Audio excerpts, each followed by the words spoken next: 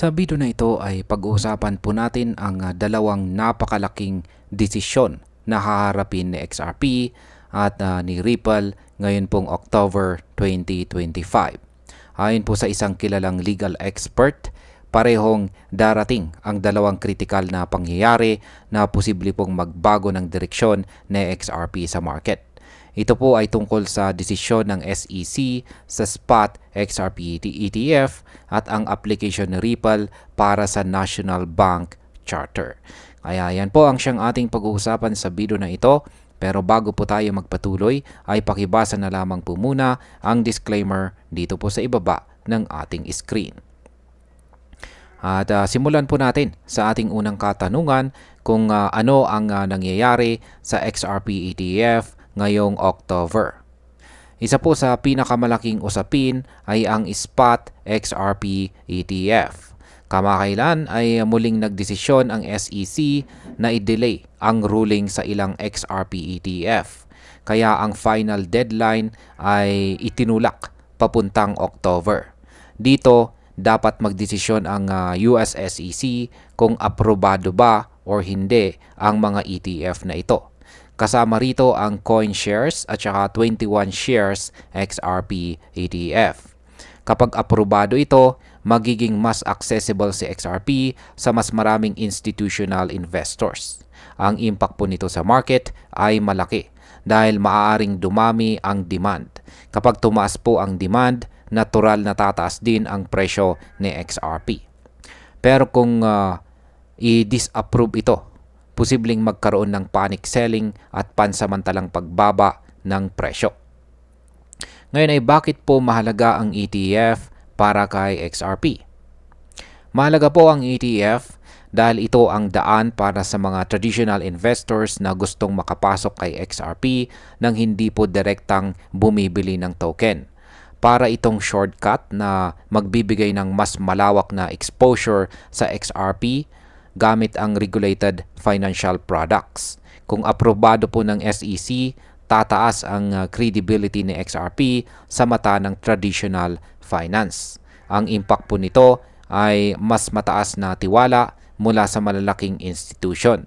Sa kabilang banda, kung ma-disapprove po ito, posibleng magdulot ng kawalan po ng kumpiyansa at mahirapan si XRP na makakuha ng traction sa mainstream finance.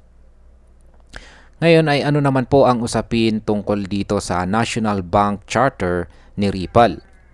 Bukod po sa ETF, may isa pang malaking hakbang si Ripple. Noong July 2, nag-apply po si Ripple para sa National Bank Charter or OCC o Office of the Comptroller of the Currency. Ayon po sa rules, kailangan na magdesisyon ang OCC sa loob ng 120 days. Kaya posibleng lumabas ang resulta bago matapos ang October.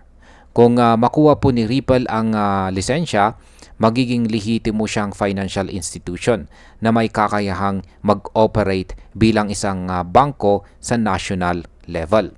Ang impact nito ay napakalaki dahil mas lalakas po ang posisyon ni Ripple sa global financial system. Pero kung ma-delay o hindi maaprubahan, posibleng mabawasan ang kumpiyansa ng market sa kanyang expansion plans. Paano naman maaapektuhan ng dalawang event ang presyo ni XRP? Kung pagsasabayin ang dalawang pangyayaring ito, yan po ang ETF approval at ang bank charter approval, malaki ang posibilidad na sumabog ang presyo ni XRP. Ayon po sa financial commentator na si Ginoong Zach Rector, ang anticipation pa lamang para sa ETF ay pwedeng magtulak ng buying pressure. Ito ay maaari pong magresulta sa pag-akyat ng presyo bago pa lumabas ang final decision. Kapag nag-launch na ang ETF, posibleng magkaroon muna ng pullback dahil may mga traders na magbebenta para kunin ang kanilang gains. Pero ayon po kay Ginong Rector, pansamantala lamang ito. Sa kalaunan, kapag dumagsa ang inflows papunta sa ETF products, tataas po muli ang presyo ni XRP at posibleng maabot ang double digit level. Kung ngayon ay totoo bang pwedeng umabot si XRP sa presyong $10? Sabi po ni Ginoong Rector, malakas na inflows mula sa ETF ay pwedeng magtulak kay XRP papunta sa target na $10. Ito ay tumutugma rin sa predictions ng ilang eksperto sa community. Ang $10 price point ay magiging milestone dahil matagal nang inaasam ito ng maraming supporters.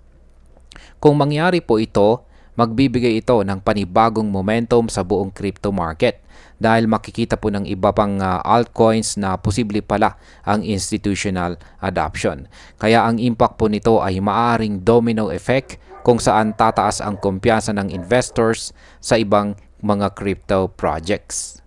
Ngayon ay ano po ang kahulugan ng October para kay Ripple at XRP? Ayan, sa madaling salita, ang October ay magiging make or break month para kay XRP at Ripple. Ang dalawang desisyon na ito ay parehong makakaapekto sa kanyang reputasyon, adoption at saka presyo. Kung parehong aprobado ang ETF at saka bank charter, maaaring magsimula ang bagong yugto ni XRP bilang isang seryosong asset sa global finance. Kung hindi naman, magiging setback ito at kailangang maghintay muli ng mas magandang pagkakataon. At bilang panghuli, para po sa akin, ang October 2025 ay isang napakahalagang turning point. Kung may positibong resulta, posibleng masaksihan po natin ang pinakamalaking rally na XRP sa kasaysayan.